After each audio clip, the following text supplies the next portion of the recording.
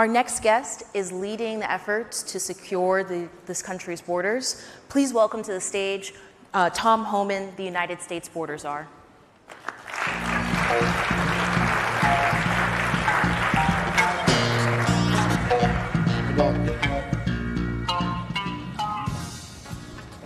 Thank you for being here, Mr. Homan.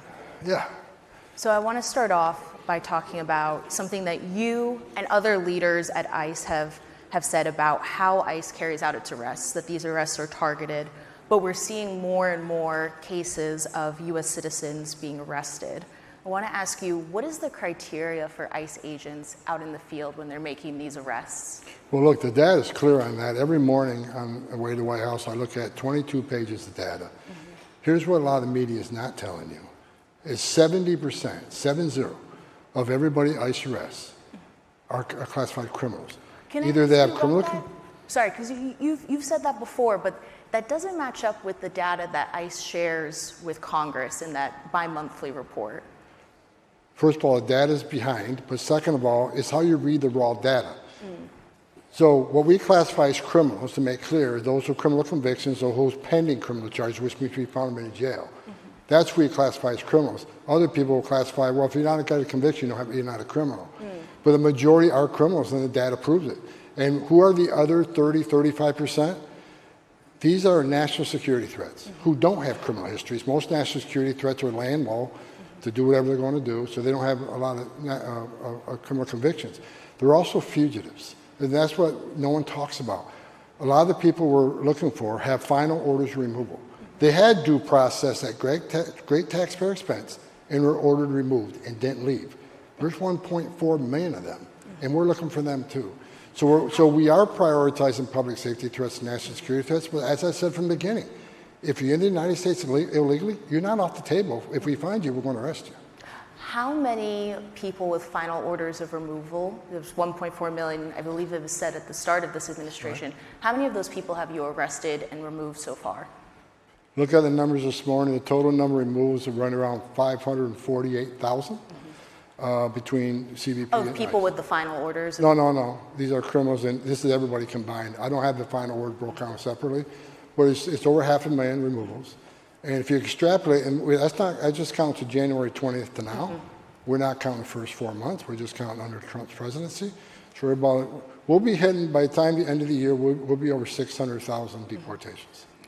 Let me ask you as well about the tactics we're seeing from some of the ICE agents in the field. There have been some more viral videos, instances of agents, for example, breaking a car window to initiate an arrest. How does what we're seeing now different from your time as an agent? And did you ever, for example, break a car window to initiate an arrest? Yes.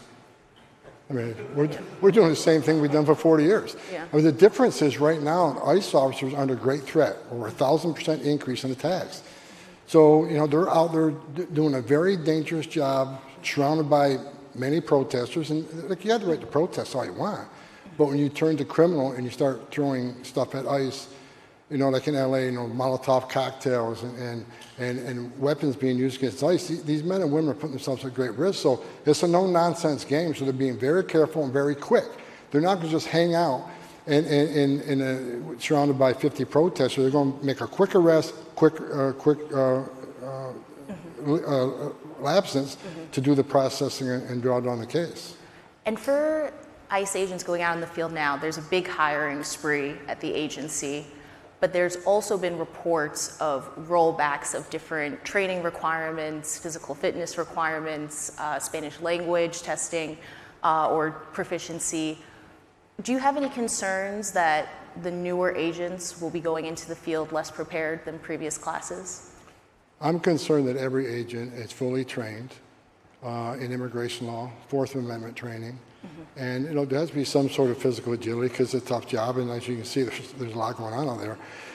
Some of the requirements have been reduced, but that's basically for prior law enforcement. The numbers I looked at the other day, about 78% of the rehires are current law enforcement officers. So they know Fourth Amendment training, right? They know what they need to make an arrest or make a seizure or go into a home. So they got a little less training just because they're career law enforcement officers. And in terms of like the physical fitness requirements and things like that, there's been a good amount of reporting on difficulties of building up the agents on that. Yeah, there's been a high fail rate. I mean, if you can't run a mile and a half, you probably shouldn't be a federal law enforcement officer. But we're going, those are important to us because they're putting harm's way every day. So we want to make sure they're physically fit. So if you apply for ICE, hopefully you're taking the time to, take care of your physical ability and be able to run, be able to do a push-up, be able to do a sit-up. I mean, that's a requirement for every federal law enforcement, every law enforcement agency that I've ever been a part of. That's a requirement. During the hiring process, do you have any guardrails to screen out people who might be bad actors, people who maybe have anti-immigrant or xenophobic beliefs? Yes, there's been people relieved, cut out of the process in the beginning, and some have been cut out of the process when they're already in training. So that vetting goes on throughout the entire process. They're trying to push the majority of the vetting up before they even offer a job, rather than spending weeks at training or weeks, preparing them to go to training with all the paperwork and red tape involved. So they're trying to push the vetting as early as possible to make sure we don't spend time on people that we know are going to cut the requirements. What kind of things are disqualifying in that process? Drug use. That's a big problem with drug use. Criminal history beyond the drug use. Background investigations that show that they're not fit to be a law enforcement officer because of things they've done. I don't want to get into specifics, but the vetting process is serious, and we want the finest, to join our ranks, and that's why we've concentrated on present law enforcement officers, because number one, they can be quickly trained. Number two, we know they already went through a prior vetting process, so we got to do another vetting process from the time they had their last background to now. Okay. Shifting gears a little bit onto the border, onto drug trafficking, something this administration obviously takes very seriously. We've been seeing in recent weeks, particularly in the Caribbean Sea. Have you and your colleagues considered declaring illicit fentanyl a weapon of mass destruction? I know I attended a working group briefing at DHS months ago, and that was a discussion that experts at DHS were considering for merit factors, right? Because, 250,000 Americans died from fentanyl poisoning under the last 4 years of the last administration. And a lot of those seizures are lethal. So is it really, are they really trying to make money on their customers? We're not going to do that by killing them, right? So there was some discussion. I sat in one meeting, and I listened to the experts talk about it. And my advice to them was, prepare your thoughts on this and run it up through the chain to Secretary Noem, because you have to start with her. Then then consider it from there. I really had no position. I think fentanyl is a dangerous drug. I think if you look at illicit fentanyl, it's killed about 73,000 people a year. It's over 100,000 if you consider other types of opioids. But 73,000 dead people a year is a serious issue, and it should at least be a discussion. So when I left that briefing, it was my understanding they would push a recommendation up to the secretary. But I've been out of it ever since.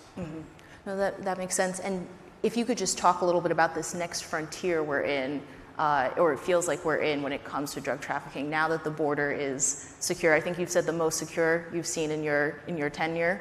How does this change the mission here to stop? Well, look, the border is the most secure in the history of this nation. The data proves it. Illegal immigration down 96%. And what does that mean? When 96% less people are making that dangerous journey, it means less aliens are dying making that journey. Under the last administration, over 4,000 aliens died making that journey, which is a historic record. 250,000 Americans died of fentanyl, an historic record. Sex trafficking was an all-time high, sex trafficking women and children. Cartels were making billions of dollars because they're making a record amount of money in alien smuggling, trafficking, and the drugs. And no one suspected terrorists, the people on terrorist watch list.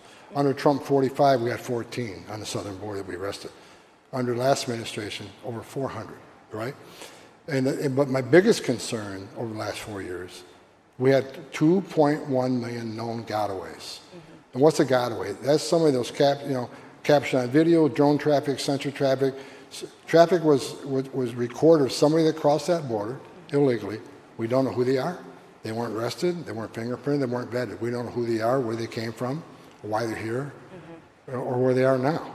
So that is the biggest issue. But now when you have the most secure border, illegal immigration on 96%, every Border Patrol agent is now doing their job. They're not, changing diapers, making baby formula, making hospital runs, dealing with that humanitarian crisis that they had to deal with. You can't ignore the humanitarian crisis.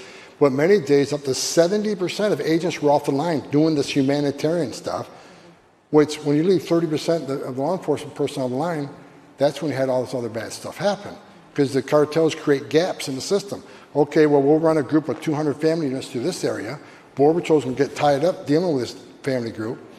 Now we can move our fentanyl, move our gang members, move whoever to an open area. Now with illegal immigration on 96%, I say it all the time, it's saving thousands of lives because less fentanyl is getting in.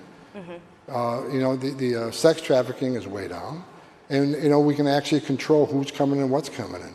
We're in a position now where we have operational control of the border.